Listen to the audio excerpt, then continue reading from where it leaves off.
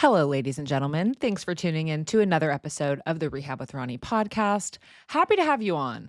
Seriously, thank you so much. I love when you guys listen to the podcast. It means a lot to me. Today's guest is Simon O'Brien. Simon is the medical marketing manager at Altra Running. Altra Running is one of my absolute favorite shoe brands at this point in my life. I own several pairs, and it's pretty much what I wear 24/7. This is not an ad for Altra. I just wanted to have Simon on to talk a little bit more about the specifics on running shoes, trail running, road running, lifting shoes, and the way that Altra approaches the shoe market at a little bit different of an angle than your traditional running shoe brand. I found this conversation to be pretty educational. Simon knows a lot, and I felt like he just had a lot of valuable insights into all the different things that go into running shoes and how that can apply to the PT world. So, enjoy this episode. Thanks for tuning in. If you're feeling up to it, go ahead and hit that 5-star review, leave a comment, like, subscribe, whatever it is that will make my day. I appreciate it, and enjoy this episode. Simon, welcome to the podcast. Thank you for coming on. Yeah, thanks for having me. Excited to chat. Yes, me too. This is a pleasant surprise for me because we've only ever messaged before, and I didn't know that you had this lovely Irish accent. Yeah, I was just thinking about that coming on, how we've been connected just over like social media really, but yeah, a lot of people don't know until they hear me talk that I'm not from here, but right. Yeah, but now when I look at your name, I'm like, okay, yes, that is O'Brien is a little Irish. Pretty standard Irish last name. But yeah, born and raised in a small town called Bray, just outside of Dublin. Yeah, grew up there. I went to school there. I started my kind of career in like the running industry there. But yeah, moved to the US in around fall 2012. Cool. So yeah, been here a while. Yes, and you are working for Altra as their medical marketing manager. And through that, you reached out to me. And I don't know if I've ever told you this, but I actually had never, which is probably kind of bad, I'd never heard of Altra until you reached out to me last summer. Yeah. I feel like maybe they were more new to the market, at least in terms of what I've been exposed to and what my patients have been exposed to. So I'm thankful that you found me, I found you, and I've been able to trial out these shoes because from there, I've been able to recommend them to friends, family members, patients, and seen some really good feedback. But I would love to hear just how you got connected with Altra and what your journey's been like there. Sure.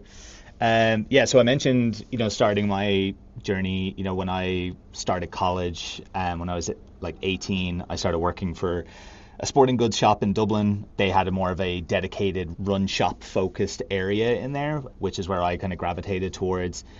Spent pretty much my whole time in college working there, besides a brief stint where I actually spent some time living in Vancouver working for a running shop there in between. But yeah, that was kind of where I started getting into like fitting people for running shoes and kind of just becoming quite passionate about it. I was doing a business management and marketing degree at Dublin Institute of Technology at the time, but my passion was really around running and very into just running brands in general. But yeah, I worked there throughout college. I spent a couple of years post college working as like basically a training coordinator. So we had stores scattered around Ireland, and so I would go and do workshops and training sessions with the staff, kind of as more of like a customer experience manager. So just like training people on how to fit, how to talk people through kind of the differences in shoes, working with the brands on kind of the different technologies and putting together like training materials and that. And then, yeah, I got the opportunity to move to the US in 2012 to work for a running store in Jacksonville, Florida. So kind of a long story there. Like I had a friend living in Jacksonville that I went to visit, sort of had done some research and found out about this store, First Place Sports, that was been there since the 70s, one of the OG run specialty shops in the US. First Place Sports? First Place Sports is the name of them, yeah. Is this like a one of one, or do they have multiple locations? So they have multiple locations, but all in Jacksonville. So Okay. Kind of over my time there, they went from 3 to 4 to 6 stores. And then I think they have 4 locations. But yeah, so I moved to Jacksonville to live with my buddy from the same town as I'm from. And that basically turned into a longer stint with them, staying and really transitioning into more of like a community health educator role. So I was leading the medical outreach side of the business, so working with all the different PT clinics, chiropractic clinics. Mayo Clinic is there in Jacksonville Beach. So I would work a lot with the surgeons, like foot and ankle surgeons there, because they would be sending patients to the store for shoes post surgery, and so we Sure. would just put on events with local practitioners and education clinics for the community. So that was kind of where like the medical outreach side of things came. And then, flash forward, I met my now wife through the community out there. We ended up moving out to Colorado in fall 2019. And I knew Altra was based out here. And kind of if reverting back to when I was first working in the industry, like my dream job was always to work for like a running shoe brand. And, I'd been selling and working alongside Altra in at First Place Sports since they really came to market back in like 2012 time period, and yeah, this role in on the medical outreach side was posted as a brand new position with the brand, and yeah, applied for it and got it. Yeah. Your dream job. Yeah, it was like in terms of the just sort of the combination of having spent so much time in run specialty. I always enjoyed like working with practitioners, trying to distill the knowledge that and expertise that they obviously have, combine it with the footwear brands, and then kind of make that tangible for whether in most cases it was like our staff, so people that were fitting customers. So if you were being referred in with X pathology, or you just had a certain surgery and you were being sent in for shoes, it was trying to like elevate the knowledge of the staff so that they were equipped to know what that was, why they were recommending X type of shoe or a certain feature of a shoe. So yeah, this has been pretty fun for the last couple of years of just kind of building it out from scratch essentially. Like the brand's always had a lot of recognition in the medical space, but again, probably in that more niche space, like you said, like not being familiar with them before. Right, But the right. people who were familiar would be kind of obsessive about it and be like, oh, I put all my patients in Ultra. Right. But yeah, so that's kind of, it's been fun just sort of trying to figure out like the best pathway to go with it. You're obviously pretty passionate about running. Was this something that you were doing in high school as a kid, or are you trail running now that you're in Colorado? I'm sure the running atmosphere out there is a little bit different. Yeah, for sure. So I wasn't a runner growing up. I from the age of about 6 or 7, I played football or soccer, and so yeah, played football pretty much as a child all through my teenage years. Like played for a club in my local town, played a little bit for like my like high school equivalent over there. But yeah, and running was. I feel like with a lot of people when you play field sports, like running is kind of seen as like it's not it's like the least fun part of training. Like you're kind of, if Yes. you did something wrong, you're told to do laps, so the running is kind of associated with like a punishment of sorts. But Hmm. yeah, I started as I got a little bit older, I started getting into running more, started working at the run shop, and then yeah, I did my first marathon back in 2011, so I did the Dublin Marathon then. Again, very novice, didn't really know what I was doing, but started getting into it more and more from that age. And then yeah, over the years, particularly in Jacksonville, I was like pretty, I ran on like the team with First Place Sports, and really again was not like a super fast or competitive runner, but more just like a age grouper type that worked at kind of getting faster and more efficient and building mileage and stuff. But yeah, so I had a period kind of around like 2017, 2018 where I was kind of focused on trying to run the marathon a bit more efficiently, like managed to get down and qualify for Boston. So I ran that in 2019. But yeah, for sure, since coming out to Colorado, trail running has been the focus, I would say. It kind of reminds me a lot of the running I would do back in Ireland before I moved over. But yeah, trail running, so I've gotten into doing like some ultras and stuff like that over the last few years. Oh, wow. So yeah, it's definitely, I look at them as two completely different sports, but I do too. and then which again kind of links perfectly with, because when I lived in Florida, like I mentioned, we were selling Altra, but it was very much just the road product. But Altra really dominates on the trail. Like our trail product is kind of where we really built the reputation and kind of got Mm. adopted by like ultra trail runners and things of that nature, because some of the first trail shoes that were built by the brand were built with the intended purpose of running like 100-mile trail races, and they were kind of purpose built for that. But yeah, definitely a little bit more trail focused now living out here. Yeah, it's interesting. I think when I think of Ultra now, one of the key things that sets it apart is that wider toe box, which is one of the main reasons I love them so much because I have a pretty wide foot. Hmm. And even having trial and errored some other types of shoes, like Brooks, have been helpful for me, especially they're wide. But Ultra seems to maintain that wide toe box throughout all types of designs, and they really have diversified the product that they offer. Like you were saying, they have the road, they have cross trainers now. Like I have shoes that I wear, Ultra shoes that I just kind of weightlift in Hmm. or walk in, but then they also have the trail ones. Is that, would you say that that's part of what makes their philosophy different in terms of a shoe brand and what they provide? Yeah, 100%. I mean, if we kind of go back a little bit to when the brand first came to market, you mentioned not being as familiar with them. Like in the grand scheme of shoe companies, like the likes of your Brooks, New Balance, they've been around for decades, right? And they're just kind of ingrained almost in like culture, like you just everyone knows Yes. those shoes. So Altra, is really kind of born out of the back of a run shop in Utah. So Brian Beckstead and Golden Harper are kind of the two primary founders of the brand. And they were, both exercise physiology majors in school, really into running biomechanics. Golden's dad owned a run shop out in Utah, which Brian and Golden worked at. And so they were pretty used to fitting people for shoes. They were selling all the traditional brands that you would think of. Like back in that time, we're talking like kind of '07, '08 kind of time period. There was really only like 7 or 8 brands that you would, if you went into really any run shop around the country, like it would be the same kind of 7 or 8 brands that you would see on the wall. They were all pretty much different versions of the same thing. Like we can get into chatting later about like kind of stack heights and how that's evolved over time.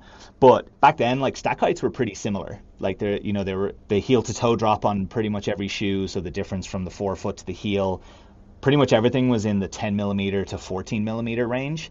So everything had a pretty high heel lift. The toe boxes were all pretty traditionally tapered up in the toe area. And you basically just had kind of a competition of different cushioning systems. So if it was Asics with their gel technology, Nike Air, Mizuno had their wave plate. So and that was all just inserted into pretty standard foams at the time. And so what Golden and Brian were seeing was, hey, like we bring people in, part of their fit process is they would have people take their shoes off. They'd maybe have them sometimes on the treadmill, but they take them outside on the grass and have them run just to kind of see how they move. And they would notice how when people had their shoes off and they were running on grass, they were like a lot more efficient. They're like not hitting the ground as hard. Their foot was landing a little bit more centered under their body versus like overstriding as well.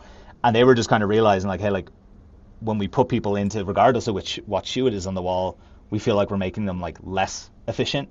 And at the time too, they were just seeing a ton of forefoot issues. So people coming in with like bunions or having things like a Morton's Neuroma or hammer toes. And like I said, all the toe boxes were pretty tapered at the time. So they just started experimenting with shoes in the back. Golden is really kind of I would say like the mad scientist who just started like playing with shoes, and they would adjust. So like you're probably familiar with seeing like on a lot of shoes, you'll see like the lacing system like here, where people will take out this part of the lacing to kind of open up the toe box a little bit more. So they started doing that with those shoes to kind of try and create a broader toe box and let the shoe stretch. But then really what it came to was Golden. There's kind of a famous photo if you research Altra at all where you'll see him next to a toaster oven with a pretty standard shoe. And he ended up basically getting advice from his dad. His dad told him, put the toaster oven to like 275 degrees, shove the shoe in there, and just wait until you start to see the glue bubble. And so that's what he did. And with that experiment, he was able to essentially peel the midsole off of the shoe and then sand it down to essentially create what was the first zero drop cushioned running shoe. Glued it back together. They spent close to a year, I believe, in their run shop, basically testing these prototypes where the customer would buy their shoe like they would regularly, and then they'd send them across the street to a cobbler to essentially create like the zero drop shoe. Um, and that was where they were just seeing, they were like the feedback, just anecdotally kind of conducting their own little mini research study in their shop. They were just getting incredible feedback on the benefits and people's foot pain going away. And just watching people run in them, and they would show up to local races and see all these people with these kind of Frankenstein shoes that they had created. Um, Yes, it's very a bare bones approach to yeah, it. for sure. And like they Like, put it in a toaster oven, we'll fix it. Yeah, and really anytime like if you speak to Brian or Golden, like they never set out to try and make a shoe brand. Like they just kind of had this concept, and they took this idea and kind of their at-home research study to all these like major footwear brands, and really none of them bit on it and wanted to incorporate it. A lot of them acknowledged the benefits and that they understood how that would help, but they just didn't have like the story to back it up. So, long story short, that basically prompted them to get some investment, and they started the brand themselves. But I think the combo of the toe box and then the zero drop was really kind of the standout, where it was quite an anomaly in the running shoe market at the time. Even when I look back on kind of, they came to market in 2011, and so 2012, flash forward to when I moved to the US, First Place Sports had just started carrying them. One of my first pairs of like seed shoes my first week there was the original Altra Instinct, which was like the first shoe that they released. And Do you still have them? I don't. Oh, bummer. I wish I did. If I'd known that like 12 years later I'd be working for the brand, I would have Right, that's I fair. would have kept them. But yeah, they were always kind of quite niche. But the toe box is what it is like really what it became known for. And then the zero drop was kind of engineered around just trying to encourage more like efficient gait patterns. Like it was kind of, if you think back at that time frame, it was also when like the barefoot craze was going on. So you had like books like Born to Run by Christopher McDougall. You had like Vibram Five Fingers that had kind of just blown up. But at that time, I think there was the awareness and people were into it, but you didn't have the education to back it up like you do nowadays. And so Ultra was sort of that occupying that gray space between like barefoot shoes, Five Fingers, up to like the more traditional shoes of like, hey, how can we combine some of those benefits you get in terms of the toe splay, the more natural positioning, but give you some cushion that you're used to. Yes, and I think they still bridge that gap, Yeah. at least in my opinion, Yeah. with all the other shoes that are on the market. I am curious though, because some of the concerns with patients and even PTs alike, let's say I'm a runner and I've previously only ever exclusively worn Hokas or even Brooks. So something with a little bit more, let's say a 10 to 14 millimeter range. Yep. And I'm all of a sudden deciding, okay, I'm going to switch to Ultras. And that's a pretty significant drop. So would you recommend like a tapered program or a specific way to sort of gradually increase or I guess decrease the drop there? Because I do think that people end up being a little concerned about maybe Achilles or other associated foot pain just because they're drastically changing the shape and size of the shoe. Yeah, so I'll say, firstly, if we flash back to when the brand started, when there was just a handful of styles, a couple of shoes on the road, a couple of shoes on the trail, all zero drop, relatively low stack heights. This is before Hoka was a thing and max stack heights and things like the industry hadn't gone there yet. But back in that, when the shoes were first hitting the market, you did have some like what would be classed as like transitional like insoles that came with the shoes. So there were like different. So you'd have the standard insole that came in the shoe, but then you'd have a couple of extras in just like a Ziploc bag in the shoebox that was kind of designed for if you were transitioning. There was ones with like a little bit more in the heel, so that, to your point, that you could gradually integrate it. But flashing forward to today, with like the sort of size and scale of where the brand is, that's very much why we look to build out, I would say, like a pretty broad spectrum of shoes, really to try and meet people where they are.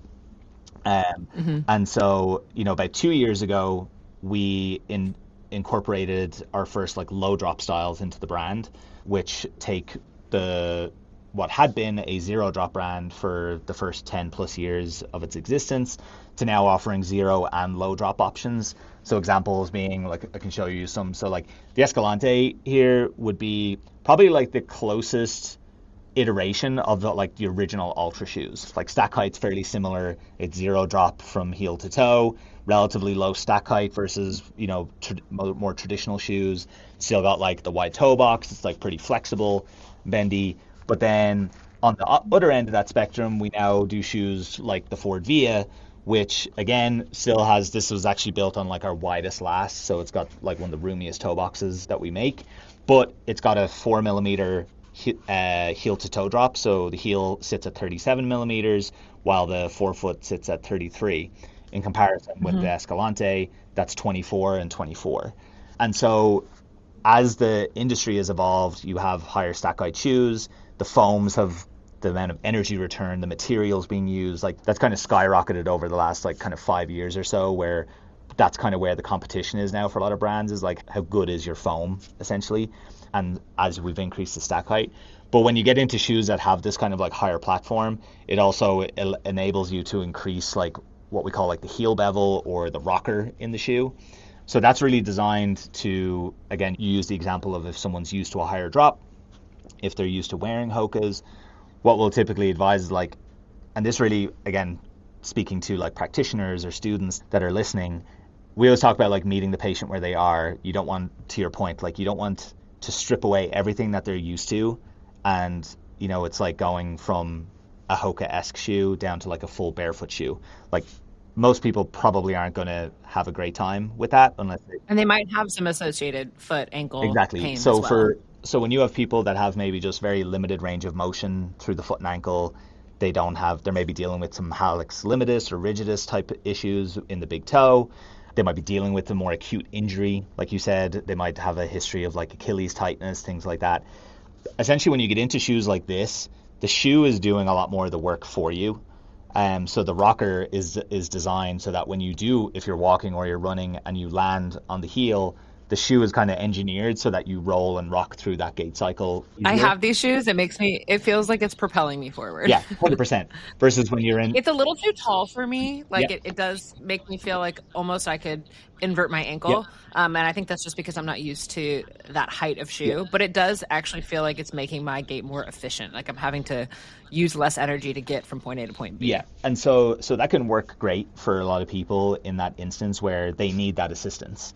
Or Mhm. if we talk in like running terms, people, if they're doing a long run and they want like more, the shoe to do a little bit more, they want to have better like propulsion off their forefoot, things like that. They can utilize shoes all the way up to when we think of like super shoes with carbon fiber plates and things like that that really overemphasize what we're talking about. But then on the flip side, you have shoes, like I said, like the Escalante or down to things like the Solstice, which is like our more gym cross trainer shoe. Because in a lot of cases, if you're in the gym and you're trying to work on balance, you're doing single leg strength work, like, do you need this amount of shoe? Probably not. It's not going to be very stable for that type of environment. So yeah, so we try to really make different tools for different jobs, and it kind of just depends. And I think that's where it's just sort of helps if the practitioners have a bit more understanding of like what the shoes are and what they're actually doing to that particular patient in that instance or for themselves in their own like daily use. Because like you said, I don't particularly like, I use the Ford Via more as a true running shoe. I don't really choose to wear this to the office every day. Like I wear more like the Escalante for work because I like having that bit of a closer to the ground feel and just a little bit more stable and balanced. Yes. I like the fact that they've diversified the product a little bit to meet people where they're at instead of just being like, no, we're strictly zero drop, Yep.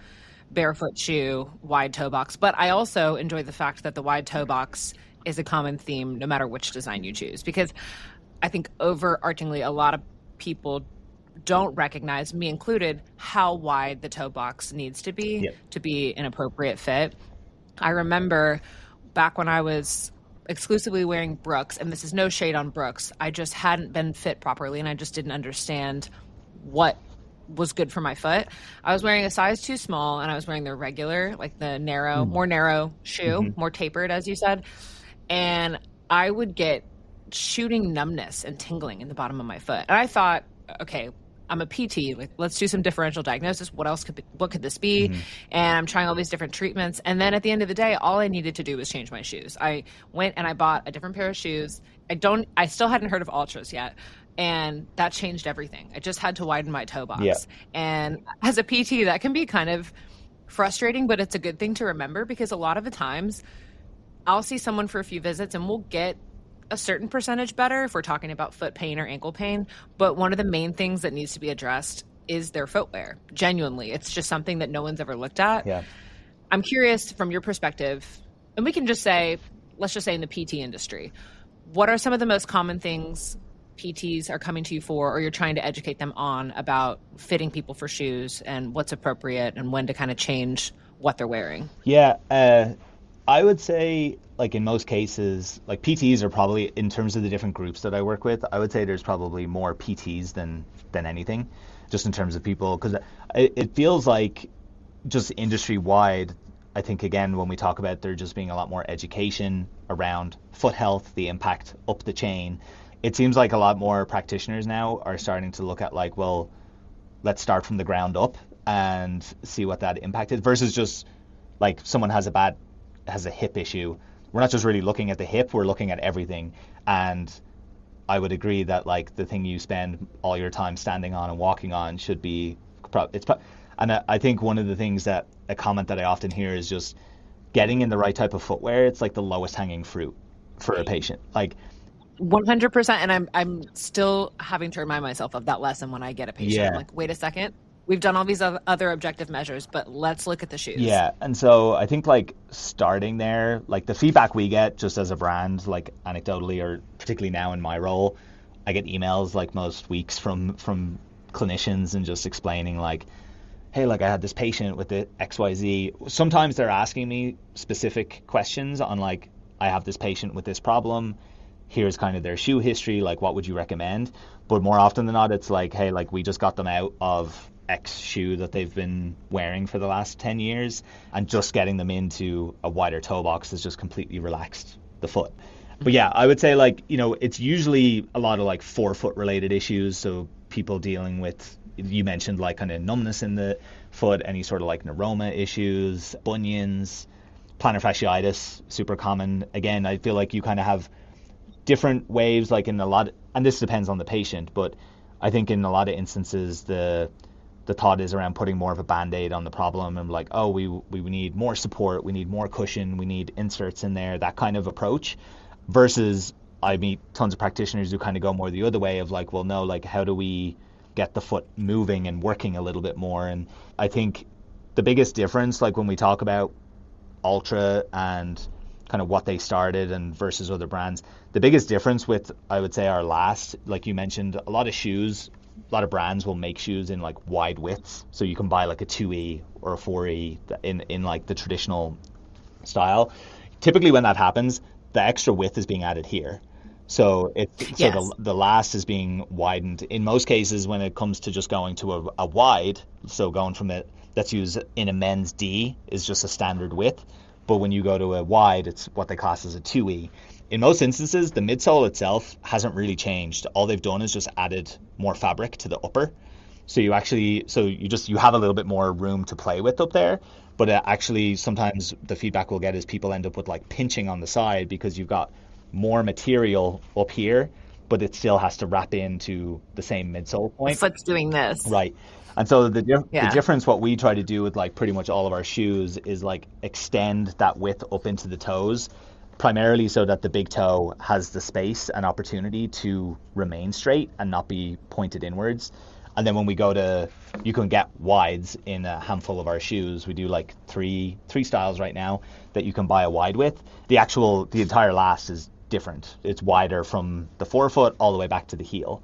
But yeah, and I would say the other thing when it comes to the PT space is we get a lot of people who are dealing with patients with kind of more knee and hip related problems.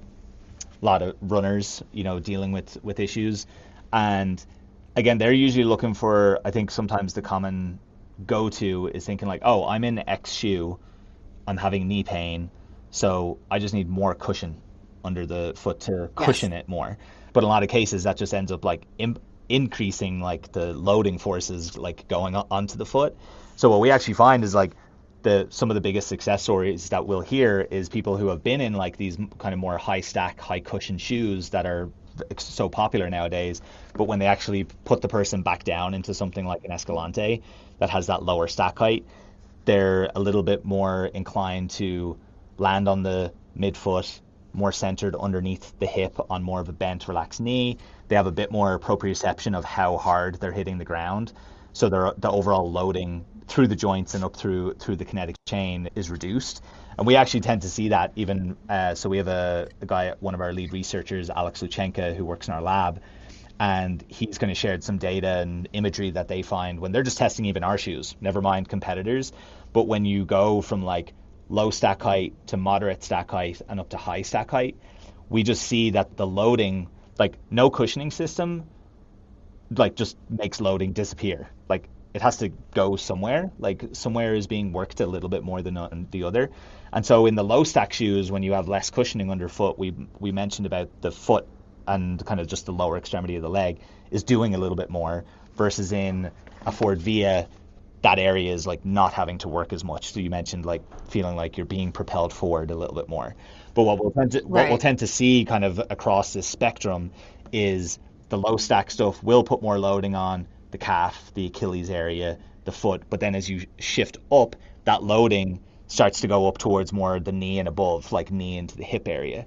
So I think it's just thinking of it as like the shoe is just a tool. It's one piece in the broad stroke of like the treatment that you're doing with someone, but understanding that you can play with the cushioning depending on what's going on to kind of shift that loading around the body. Do you recommend playing with the cushioning depending on what you're doing as an athlete? So let's say I'm going to go to work, I'm going to wear this type of Ultra, I'm going to go trail running, I'm going to wear this type of Ultra, and just sort of giving a little bit of variety to the input at the foot so that you're not always used to the same thing. Yeah, 100%. I Okay. think this was always, even when I was just working in a running store and like fitting customers, and they might have be loyal to, you have certain shoes on the market that have been around for like 10 to 20 plus years, and that's all they do. Just every year they buy multiple pairs of that same shoe. Yes, and they're wearing them like in the house, to church, at the grocery Yeah. store, at the And gym. so the types of conversations we would always have, because you could kind of get a sense from someone of like, hey, like I want to have a couple of different shoes for different, like I want the shoe that I do my runs in. I want the one I wear to the gym. I want just a lifestyle type option. Even back then, like I would try to encourage them of like, hey, like don't just buy like three pairs of the same shoe. Play around with the stack height, with the drop. And I think, and we definitely lean into that with Ultra, of like, again, just thinking of it as different tools for the job. So what you need on the trail, even when we talk about trail running, we have different shoes that are designed for different types of trails. So certain shoes will feel so much better on a steep, technical, rocky terrain versus the type of shoe that we build for the gravel path, kind of more flatter, not dealing with rocks. So so even myself and like our team here will use different shoes for that purpose. I was just about to ask, actually. I'm glad you brought that Yeah. up. Personally, what do you recommend for the trail runner? What are you using and how are you Yeah, so choosing? the one I have here is kind of an example, is our most popular trail shoe. So this is the Lone Peak. This is kind of the first shoe that kicked things off for Ultra. I mentioned like Brian Beckstead earlier, one of the founders. He built the original prototype of this just for himself to run the Wasatch 100 out in Utah, and like this continues to be our most like probably versatile. It's a zero drop. It's essentially, you mentioned like the Escalante and that you have these and wear them. The Lone Peak I would class as essentially the trail version of that shoe. Very similar stack height, but you have like the more aggressive lugs on the bottom, more reinforcement on the upper. Some of the others that I use, I'll bounce between. So like I'll give two examples. So we have a shoe that just came out a couple of months ago called the Olympus 275, which is our most high stack height trail shoe. So it's 33 millimeters in the heel and forefoot. So it's still zero drop, but it's really engineered for like long efforts out on the trail. A lot of our elite team is using it this year in like races like UTMB, Western States, things like that. But on the flip side, if I'm going out on trails that are a little less technical, maybe not a ton of climbing, I'll use a shoe like the Superior, which is our lowest stack height shoe. It's like 21 millimeters. So similar to what we're talking about, that's what I'll bounce around depending on the terrain or just how your body is feeling. So again, when I don't have it here, but like I've shown the Ford Via, and we also make a shoe called the Flow, which are our two kind of road 4 millimeter drop trainers. But we also make the Wild, which is essentially a trail version of those shoes. So they've got the 4 millimeter drop, they've got more of a rocker. So if I've had a busy week or I get back from a conference or something and I want to get out on the trails just to regroup, but I'm not, I'm tired and not particularly don't care too much about like, oh, I really want to like work my feet today. The Wild works great because it's got that rocker, like we've talked about, does a little bit of the effort for you. You just feel a little bit more efficient and faster on the trails. Um, but yeah, I'm a big proponent of just using different shoes for different purposes. And I would say like from a PT perspective, just like keeping the muscles guessing and like not just putting the exact same load on your feet and legs every day and just messing, playing around with it to kind of shift that around a bit. I love that methodology, I guess, because I think people forget how many layers of muscles there are in the feet Hmm. and that there is such a thing as foot strengthening. Yeah. Like a lot of times, instead of viewing the shoe as a tool, people are using it as a Yep. crutch, when in reality, what you're doing on your feet all day long is working the foot, is working the muscles. So, yeah, the idea of changing up the footwear as a tool, depending on what you're doing, and in other words, keeping it guessing is, I think, going to improve longevity just in terms of how that foot performs and whatever load you put it under. So I like that. I'm curious, because the wide toe box is such a common theme here, I sometimes get patients that just genuinely have the most narrow foot Hmm. I've ever seen. Do you think that Ultra is appropriate for everybody, or would you recommend a different type of shoe for somebody with very narrow toe box, very narrow foot that doesn't need the wide toe box? Time for a quick little podcast break so we can talk about Jane. Jane is the clinical management software that I have been using every single day since last year. When I first started my physical therapy clinic, I had no systems in place, and everything that I needed to do, from scheduling, communicating with patients, taking payments, running reports, they were all happening on 75 different interfaces on my laptop. Then I decided to switch to Jane, and it was the best choice I ever made in business. I always say it feels like working with Jane is like working with another employee, because everything is done through Jane and it makes operations in the clinic so much smoother, and it gives me more time to just focus on the patient in front of me. Lucky for you, my dedicated listeners, you can get a 2-month grace period with my code RoniPT2MO.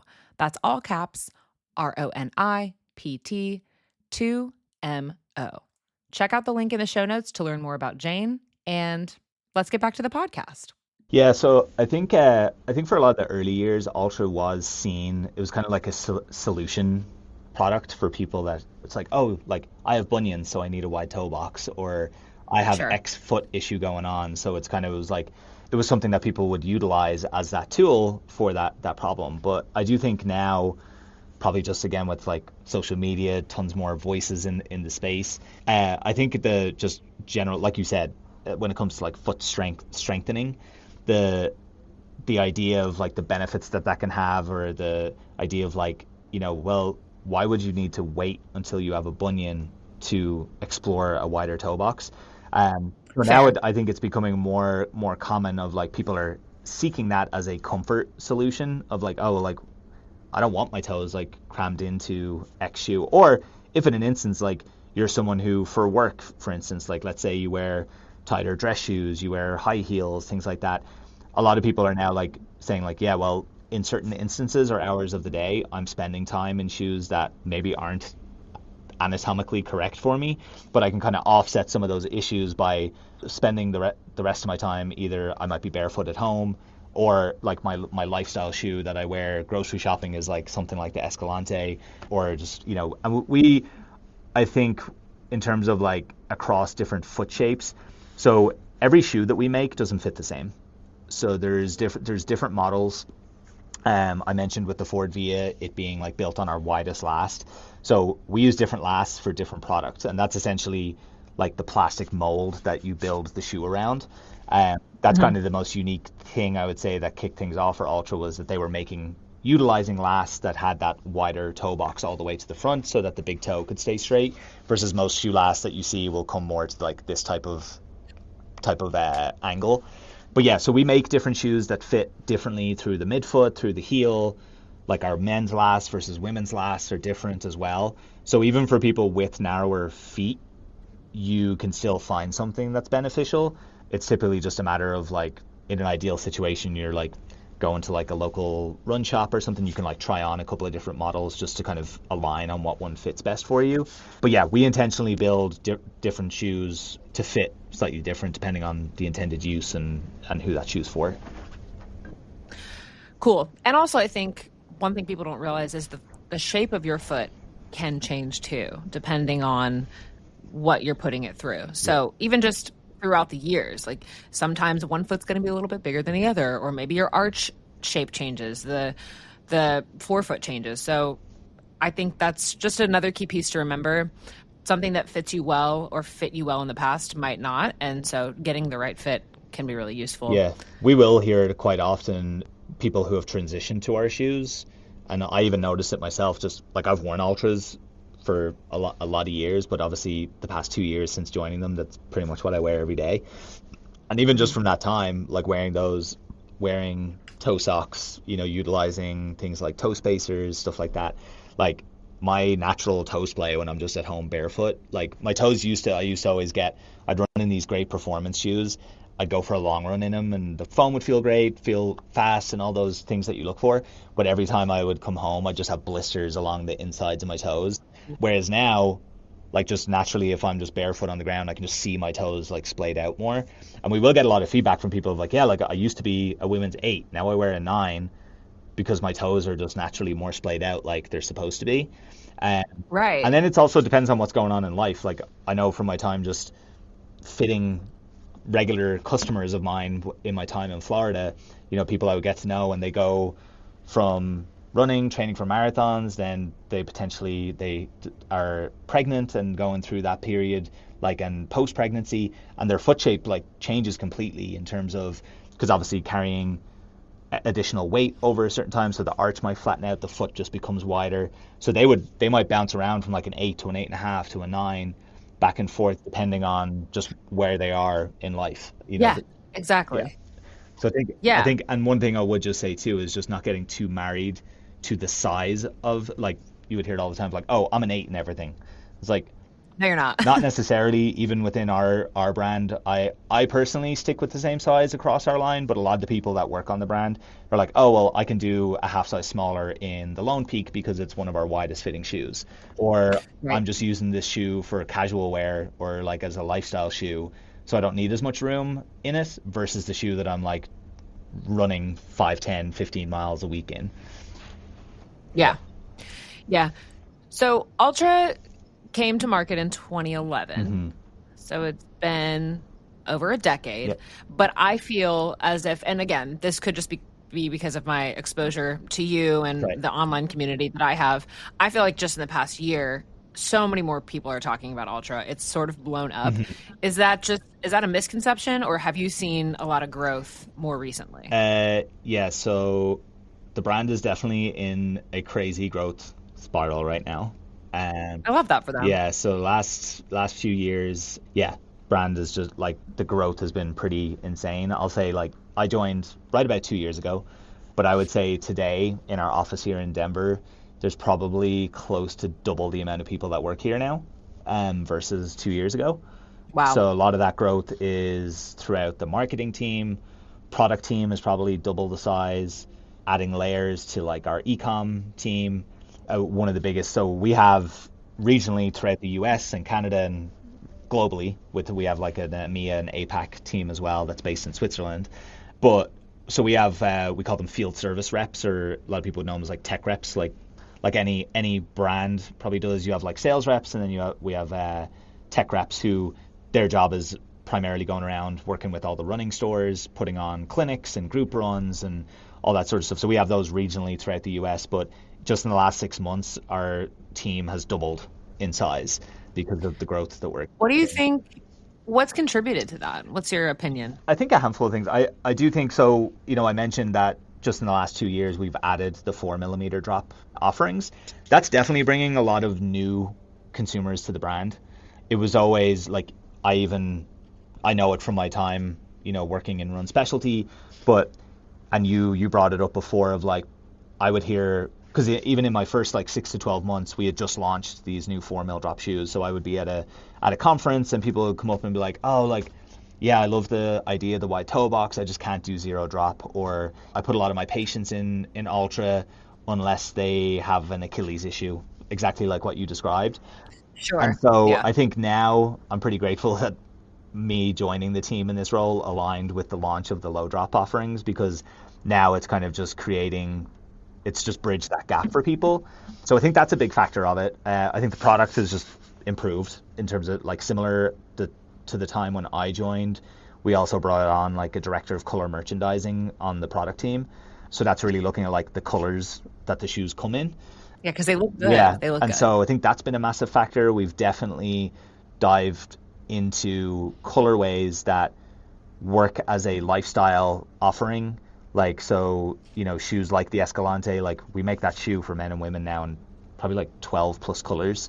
And there's ones that you can get, like something like this that's like white with like a pop of color. You can get like triple white, which is extremely popular.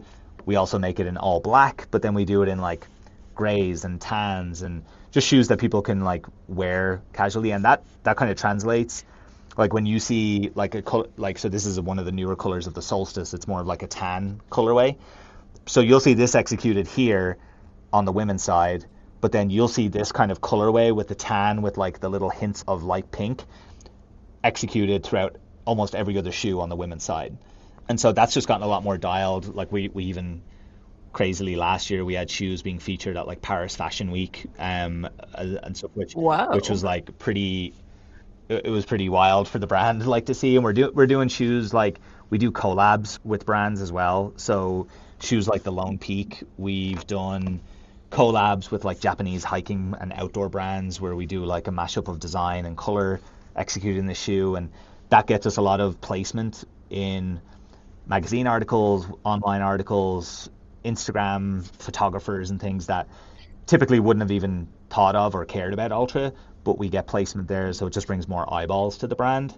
So yeah, a lot of different factors, and then I think it's a testament then to just the team, like the boots on the ground, like going in, like training staff, and then I mean, and you, even just with what you do, working more directly with healthcare providers and educating, like I mentioned at the beginning of the podcast, I didn't really know anything about Ultra. yeah, My father-in-law is a diehard Ultra guy, okay, and he was, once I got the shoes, he's like, I told you these were the best, but I really didn't know anything about them until you sent some over. And then from there, I've told so many of my patients, my physical therapist that I hired, my siblings that are training for a marathon. Like yeah. if it's a great product and I feel well educated about it, like you have done for me, I'm sure that just also improves sales and at least knowledge about the brand tenfold. Also, you didn't mention how you guys are the sponsor for, what did you say, the For Diplo Run Diplo Club? Run Club, yeah. So That's so so cool. that's kind of something that's just sort of happening right now. Yeah, we Mhm. had, so for those that don't know, Diplo, the like global DJ, one of the biggest music producers in the world, he got into running a couple of years back, and he ran his first marathon. I think it was the LA Marathon maybe a couple of years ago, and it was quite a like a life-changing moment for him. And I think if I remember listening to an interview with him, he talked about how he ran the marathon, and then he basically went straight from that to playing a set at a place in LA. And yeah, he explained about how he just had this like what we would think of as like the runner's high of like going into that, and that was kind of what kickstarted. And the first year they did it just in two cities, and it was like kind of a smaller thing, but very successful in those two cities. They had, I think, like 10,000 plus people at each event, and Oh, cool. the setup is essentially you sign up to it if it's in your city or you travel to go to it, and it's essentially a 5K race like you would sign up for at any other local event in your town. But it's the 5K race, and then it's followed directly by like a DJ set and party that he DJs. And so I want to go. yeah, and so this year it's expanded to 8 cities. I think we've done just 2 of them so far. This coming weekend, so like this is October 9th, so this coming weekend we are in back-to-back events in San Francisco and LA. And then it will run through until I think late January, February time, when Miami will be the last one. But that's an example though, I think, of just that's bringing our brand to thousands of people that have never heard of us before. Right. The demographic there, And they're runners. yeah, they're all runners. I think the sort of younger generation now is kind of like they're looking for experiences like that where they're getting out and running, and then but then they still get kind of like the party environment afterwards. It's a demographic that we haven't been as tapped into in the past. You know, the median age group at these things are like mid-20s, I would say.